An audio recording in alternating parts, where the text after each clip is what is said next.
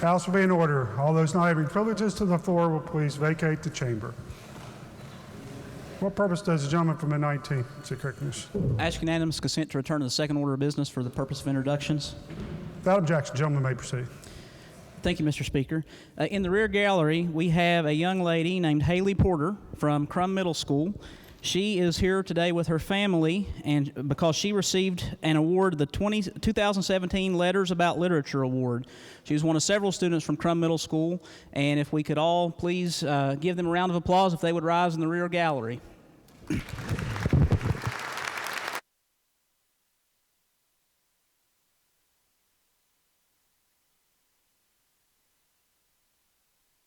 Further introductions. Bills on third reading. Bills on second reading.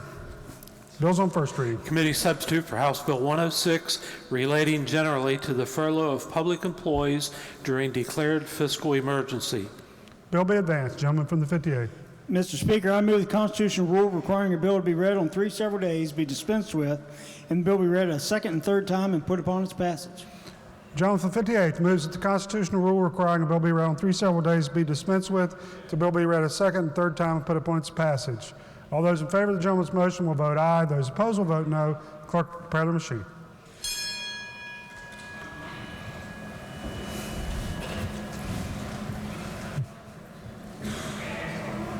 Has every member voted? If so, the clerk will close the machine and ascertain the result. On this question, 83 ayes, 1 nay, 16 members absent not voting. 4/5 of the members present and voting having voted in the affirmative, I declare the constitutional rule suspended. Clerk, please read the bill a second time. Committee substitute for House Bill 106. Are there amendments? If not, the bill be engrossed and advanced to third reading. Clerk, please read the bill a third time. Committee substitute for House Bill 106. Question for the House is the passage of the bill. Gentleman from the 27th, Delegate Schott, to explain the bill. Thank you, Mr. Speaker. Good afternoon. I'll be asking you and urging you to pass this bill, even though I hope and pray that we never have to use it. This is the governor's furlough bill. It started out as double reference to the Committee on Government Organizations and then the Judiciary Committee. It has evolved somewhat since it was filed, really in 2 respects. First of all, when it came over from the governor, it gave the governor the ability in certain fiscal emergencies to furlough state employees. There was a great deal of concern about the latitude given to the governor, or any governor, to use that power, and so as it worked its way through government organization and the Judiciary Committee, that power was substantially restricted, and now it only applies in cases where a budget is passed by the legislature and vetoed by the governor and there's no override, or the legislature fails to pass a budget and all of these events occur and lead to a government shutdown on July 1st. When it came to the Committee on the Judiciary, we took the opportunity to try to refine the bill even further to provide some funding mechanism to ensure that essential government services have funds with which to operate. So really 2 components of the bill. Even though we did make some changes to it, we preserved the protections that were in the governor's bill for state employees, and I'll try to highlight what those protections are as we work through the bill. Essentially what the bill does is it takes advantage of a provision in Article 6, Section 51D of our Constitution, which gives the legislature the ability to make an emergency appropriation in certain circumstances. And what this bill does is allow for, in the unexpended funds in agency accounts, will roll over into a special account and be available for appropriation to maintain those essential government services. It also provides that each agency, the Board of the executive branch, the governor, the various department heads, the Board of Public Works, all of which will be identifying those services and those individuals who provide those services that are deemed essential and those that aren't deemed essential. And ultimately, a decision is made to continue in each of those agencies, those individuals who are deemed essential to provide those essential services. The bill also carves out certain classes of individuals that are exempt in the event of a government shutdown, such as state police, a number of different individuals. Let me give you those exactly. The National Guard, correctional officers, employees of state hospitals, and certain employees of the West Virginia State Police. They are listed in the bill on page 6 under subsection B of that section. And if you want to look at those, there are some limitations on which of those individuals are exempt, such as in the case of state police, those who in the regular course of their employment investigate crimes or patrol, and includes their essential support staff. With regard to the protections of employees who are furloughed, they remain eligible for health insurance. They continue to accrue sick and annual leave. The days for which they are furloughed will still count as days employed for the purposes of calculating retirement eligibility and state service time, and there is a provision to give them back pay when the furlough ends. And of course, the bill provides that not only the furlough, but the the emergency appropriation terminates when a budget is approved and becomes effective. These reports that are prepared by each agency are essentially provided to the Secretary of State and to the Board of Public Works.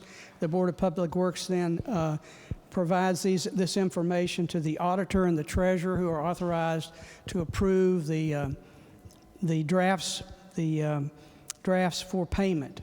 I believe that basically summarizes the bill. As I said, I hope it's not anything we'll ever use, but we need to have it in place just in case. Mr. Speaker, I urge adoption. Are there other members desiring to speak to the passage of the bill? Lady from the 51st, Douglas Fleischauer. Thank you, Mr. Speaker. Once again, I need to thank the gentleman from Mercer for his leadership.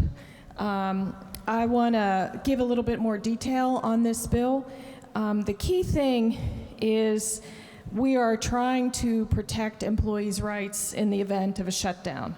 Right now, under our state law, we have no provision for maintaining our state employees' employment after July 1st. Unless we pass a bill, if we would have a shutdown, they could lose their jobs completely. So this is a pretty big precipice that we are trying to prevent anyone from falling off of. I am very pleased that we worked in a bipartisan fashion. That was the main thing the governor wanted to do, was to make sure that there were benefits assured and that people's job security was assured in the event of a shutdown. But we added several more protections for employees, including back pay. And I'm very pleased because the thing is, if we don't reach an agreement by July 1st, it's our fault. It is not the fault of our state employees, and they should not be punished in any way. So by putting a provision in here that requires the payment of back pay, we are saying we want to reach agreement. We don't want a shutdown to happen, but if we do, we're going to do everything we can to protect our state employees. So I hope we are able to reach agreement. I hope that we can work together. This bill was a good example of that. I am proud of the efforts by Democrats and Republicans to provide employee protections and to put this into law. It is time that we fixed it. It seems like the only time we talk about fixing it is when we're at the edge of the cliff, but it's a very good bill, and we need to move forward on it. So I urge passage. John from the 66th, Douglas Espinosa. Will the chairman continue to yield? Gentleman yields. Yes, Can you hear me okay? I think so, but let me step a little closer. Very good. As I understand our Constitution, in order for the executive to expend monies, a budget needs to be in place. Can you help me understand the legal theory under which we can, through legislation, allow expenditure of funds without a budget? Yes. The section that deals with that is under the Modern Budget Act, which appears under Article 6, and it's Section 51. And generally, you're correct, generally we can only pay out money either through an appropriation, either through a supplemental or the budget bill itself. There is, however, kind of a emergency provision or a catch-all provision at the end of that section under subsection D that begins with, and I'll just read you the language and tell you how it fits in. Nothing herein shall be construed as preventing the governor from calling extraordinary sessions of the legislature as provided by section 19 of this article. And here's the key language. Or as preventing the legislature at such extraordinary sessions from considering any emergency appropriation or appropriations. So the drafters of that modern budget bill, I'm sure, anticipated that there may be extraordinary circumstances in which we had to vary from the normal pattern of a budget bill or a supplemental after a budget bill has been passed. And they provided this emergency provision in here. We have taken that basically and incorporated that authority into this bill to provide a fund from which continuing payments could be made in order for the state to perform its essential governmental functions and preserve safety and the public welfare. So that's the source of what we have done. That the governor, I'll admit, the governor's bill did not do that, but we felt in an extraordinary situation such as this, it was important that we were aggressive in providing for some method to fund what we were allowing in this bill, which would separate or distinguish between those that provide essential services and those which don't, but there needs to be some way to pay for those who provide those essential services, and that's how we got there. That explanation is helpful. Thank you, Mr. Chairman. Thank you, Mr. Speaker. John from the 10th, Doug Dean. Thank you, Mr. Speaker. I'd generally like to thank the delegates from Mauna Kea for supporting this bill in a bipartisan measure. And I only wish that you would continue to vote in a bipartisan effort. John from the 14th, Doug Butler. Thank you, Mr. Speaker. Would the chairman of Judiciary yield to the question, please? Gentleman yields. Yes. Just wondering, since we were fast-tracking this and wasn't in the committee, is a fiscal emergency defined in the legislation? Well, it's not defined in the legislature, this legislation, because our committee substitute eliminated those terms. Basically, the governor's bill did provide much greater latitude for the governor to use the ability to furlough state employees in what was, in that bill, defined as a fiscal emergency. We took that out. We basically limited this authority to those situations in which there was no budget, either by virtue of the fact that we passed a budget through the legislature and the governor vetoed it, or if we failed to pass a budget at all. So there is no reference to fiscal emergency in the bill that's before you. There was in the governor's bill. Okay, and where do we contemplate getting the money from to pay the employees and so forth while they're off? Basically two sources. It's essentially a rollover of unexpended funds, unallocated funds from agency accounts. So if there's unexpended funds at the end of, as of June 30 at midnight, then those funds roll over into an account, and we've designated it. Do you remember how? I'll tell you exactly how we.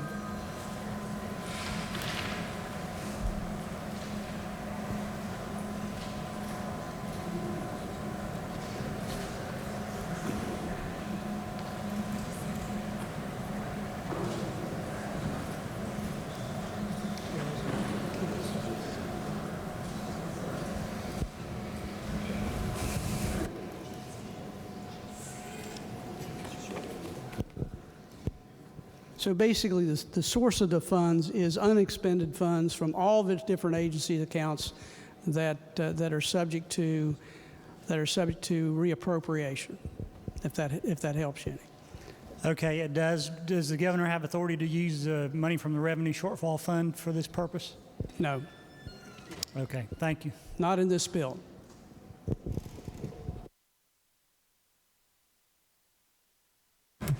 Further members desiring to speak to the passage of the bill? If not, the question for the House is the passage of the bill. Those in favor of passage will vote aye. Those opposed will vote no. Clerk, prepare the machine.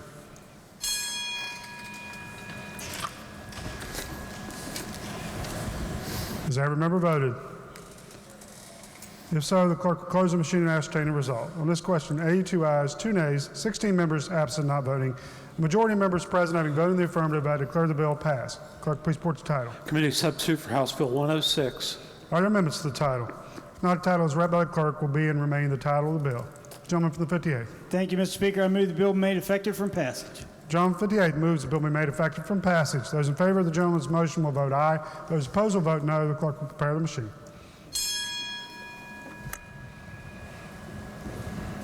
Has every member voted? If so, the clerk will close the machine and ascertain the result. On this question, 84 ayes, 0 nays, 16 members absent not voting. 2/3 of the members elected having voted in the affirmative, I declare the bill effective from passage. Clerk, please communicate the action of the House to the Senate. Request concurrence therein. Gentleman from the 58th.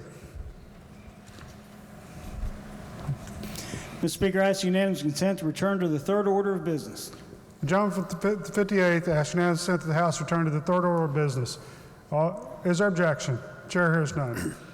Reports of standing committees. Your Committee on Finance has had under consideration House Bill 107 relating generally to the Tax Reform Act of 2017. Reports back a committee substitute, therefore, with the recommendation that the committee substitute do pass. Report be received. Gentleman from the 58th. Thank you, Mr. Speaker. I ask unanimous consent the bill be taken up for immediate consideration and read at first time. The gentleman from the 58th asks unanimous consent the bill be taken up for immediate consideration and read at first time. Is there objection? Chair hears none. Clerk, please read the bill first time. Committee substitute for House Bill 107. Bill be advanced. Leaves of absence.